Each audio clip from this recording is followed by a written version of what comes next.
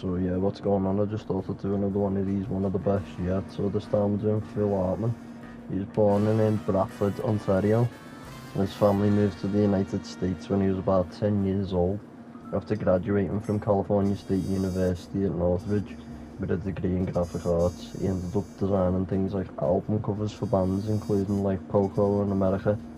In 1975, Hartman joined the comedy group The Groundlings, where he helped his then mate Paul Reubens develop the character of Pee Wee Herman. Hartman co-wrote the Pee Wee Herman's Big Adventure film and made a recurring cameo as character Captain Carl Reubens on Pee Wee's Playhouse. In 1986, Hartman joined the NBC sketch show Saturday Night Live as a cast member, and he ended up staying for 8 seasons until 1994. He'd end up being nicknamed the Glue for his ability to keep the show together and help with the cast members. Somebody untie the knot in this guy's cord. Why don't you just shut off? Hey, I'm real scared there, Kirby. What are you gonna do, suck me to death?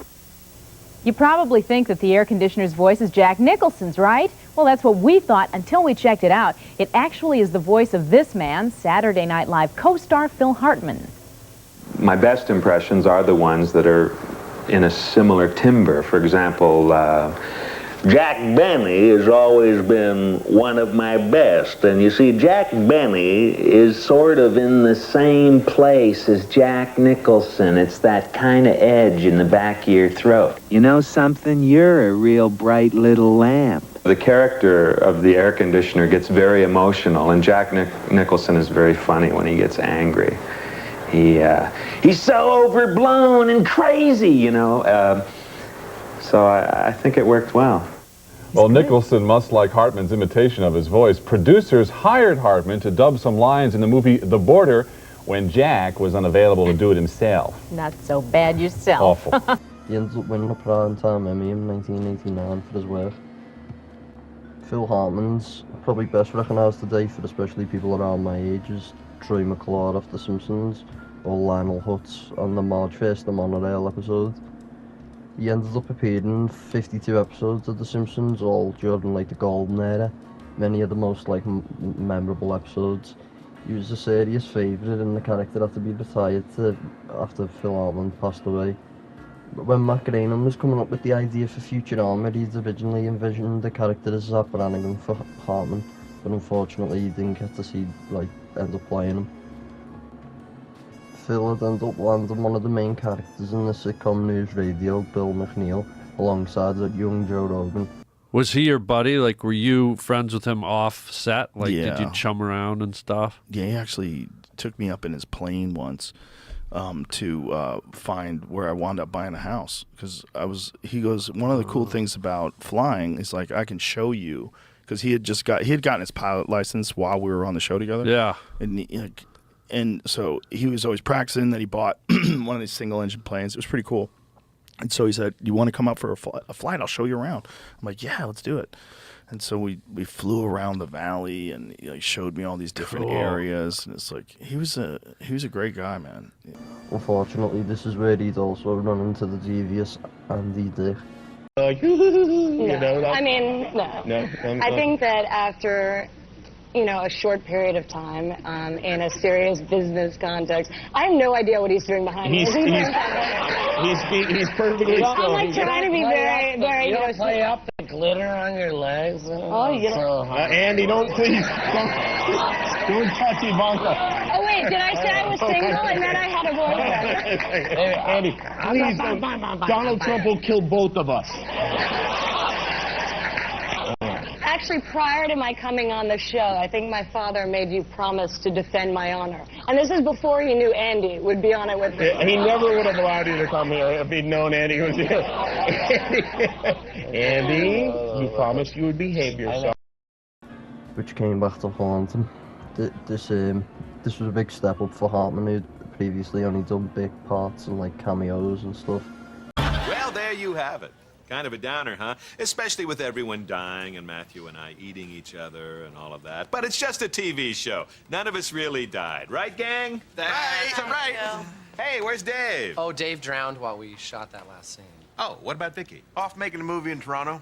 Oh, okay. So only one person died, and one is off working on her feature film career, so it all evens out. Good night, everybody. Good night, folks. After 2 divorces, Hartman married Brim Ondwall in 1986, with whom he had 2 children, but the marriage was troubled due to Phil's busy work schedule and Brim's drug abuse. After being in recovery, Brim had relapsed again when Andy Dick gave her cocaine at a party. This sent her back down a spiral, consequently making her very loopy and paranoid, saying things like her husband was getting too famous, and she thought, I think he was going to leave her, and that made her even more loopy. Hartman had been hesitant to leave because of the financial burden, but in hindsight we can see that his marriage was beyond saving at that point. There's Joe Rogan talking about it. I tried to get him to divorce that lady a bunch of times. Really? While I was working with him. Yeah, because they would fight like crazy fights where he would just disappear for a couple. He would leave the house and he was telling me he wanted to get divorced, but he didn't want the lawyers to take a third because it's like I was like just give third. It. I was How like, about a half? No. It's 2/3. So the lawyer takes a third. This is what he was telling me. He's like, I go, just give her half. You're always going to make money. Just get out, be free, just be And he was terrified of that. He was terrified of leaving. Reports say that she'd struggled with dealing with the fact of her husband becoming famous in his mid-40s, and in 1998, while Phil was sleeping in his bed, Bryn shot and killed him while the 2 kids were in the house. And so when he finally decided to leave, she murdered him in his sleep. She shot him, and then she shot herself. And my friend who was a cop was actually there when she shot herself. So that happened when the police approached the house? Yes. Oh, wow. Yeah, the police broke into the house to try to save the kids, and she shot herself. The kids ran away from their mom, he told me. So I hadn't done stand-up in 2 weeks after the murder. I was just... Yeah. I just couldn't imagine anything being funny. And then I decided 2 weeks later to try to go to the Comedy Store. So I'm at the gas station. And while I was at the gas station, my friend, who was a cop, was there. And I was like, hey, what's up? How you doing? He goes, hey, how you doing? You good? And I go, yeah. He goes, I was there. I go, really? And then he told me the whole story about how he was there and they saw the mom in the bathroom with the gun. And the kids ran away from the mom when the cops broke down the door because the cops saw her in the bathroom with the gun. Yeah. And a lot of times in murder-suicides, the mother will kill her children too. Yeah, of course. Yeah. And so she was in there with the gun talking to the kids, and the kids freaked out. And then when they broke down the front door, the kids ran away from the mom, and she just blew her brains out. The only good side is they didn't see her do that, I'm guessing. I'm hoping they didn't see that. There's no good side. I mean, there's no good side. You lose your mother and your father in a murder-homicide in one night, and you're like, what? There's no good side. With your intuition, like obviously you were advising Phil to get away. Yeah. Was there ever a foresight in your head that she would murder him?